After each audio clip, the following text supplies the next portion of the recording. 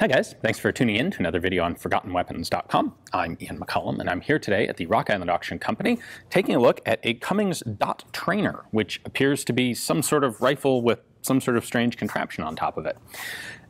We'll talk about exactly what this does in just a moment, but this overall is one of kind of a fair number of different styles of sort of cadet training type devices, pseudo-firearm devices that were developed and marketed really in the sort of World War I to World War II period, about 50 years in the early first half of the 20th century. The idea for all of them was to come up with a way to help train basic marksmanship without needing an actual shooting range, without having anything that's actually dangerous. This means that it's easier to train, less oversight required, everything's simpler if you can do this without having bullets flying around. So these were typically meant, well, they kind of cover a spectrum. Some of these devices were actually used by the military and used in formal military training. A lot of them were civilian developments that were used in civilian youth shooting groups. The Boy Scouts come to mind in groups like that. So let's take a closer look at this. I'll show you what I can tell you about this, and then there's some really interesting provenance to me about some of the fake bits on the gun. So the basic problem that something like this is intended to address is how do you train fundamentals of marksmanship without actually having bullets? So you don't actually have a bullet on target to show you whether someone is shooting well or not.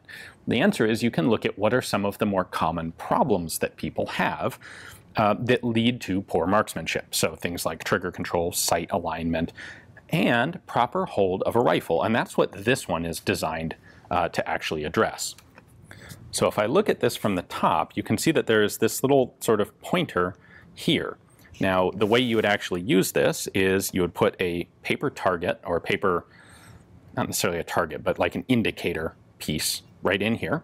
And then you use your sights, which are down below, just like normal rifle sights would be. So when you're looking through your sights, you can't see any of this contraption.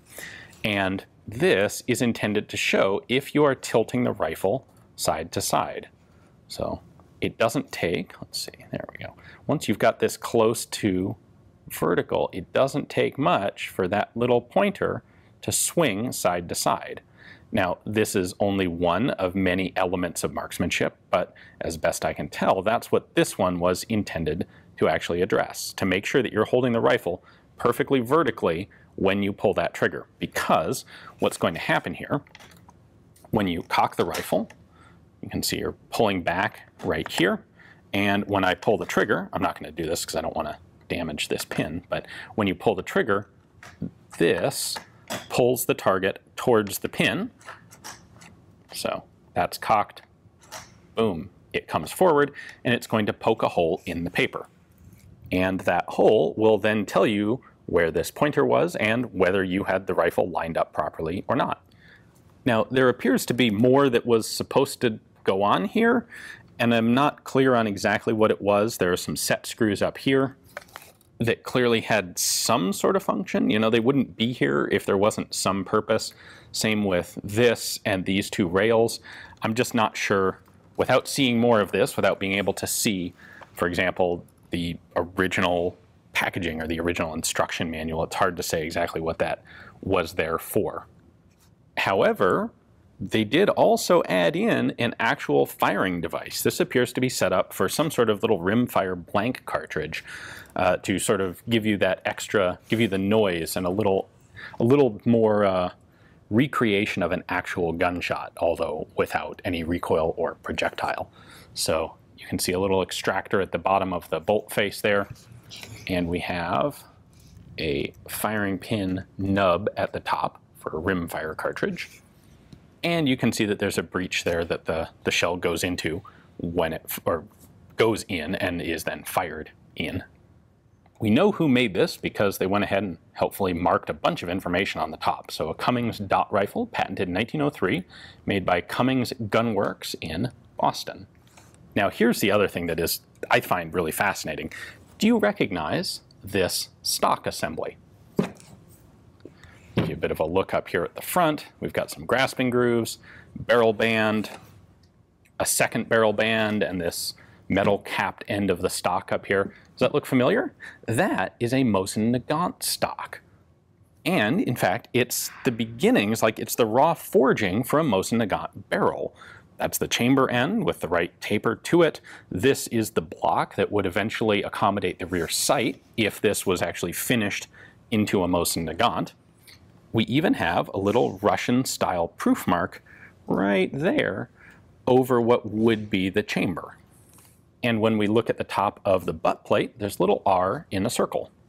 Combine that with the fact that we know these were being sold in 1917 and 1918, and we get a really cool conclusion. The Cummings Gun Works was purchasing parts from Remington because from 1915 through 1917, Remington was manufacturing Mosin Nagants for the Russian military. They ended up with a lot of them left over and raw parts left over because the Russian Revolution interrupted their actual sales and delivery.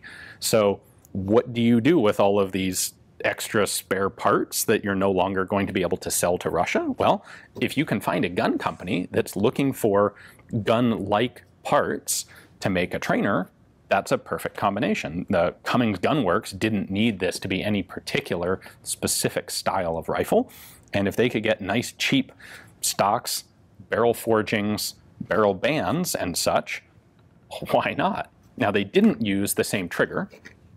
They, of course, had to use their own style of trigger mechanism, which meant the trigger itself wasn't going to be directly compatible, and they went ahead and did their own trigger guard cast out of brass and then painted black. And the same thing with their sling swivels. So either they weren't able to purchase sling swivels from Remington, or they already had these, or they may have had some other reason to want to go with their own fixed brass sling swivels. We've also got the one at the front here. But to me, it's really cool to be able to look at this and go, oh, here's how this actually fits into contemporary events. You know, Remington had a big problem, and Cummings Gun Works was able to take advantage of it.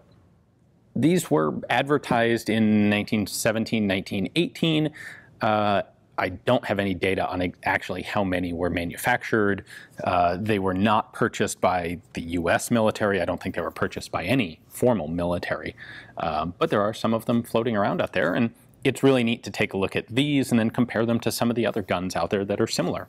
So for example, the Swift, British Swift training rifles. I'll have a link to that video at the very end of this one if you're interested in more of this sort of thing.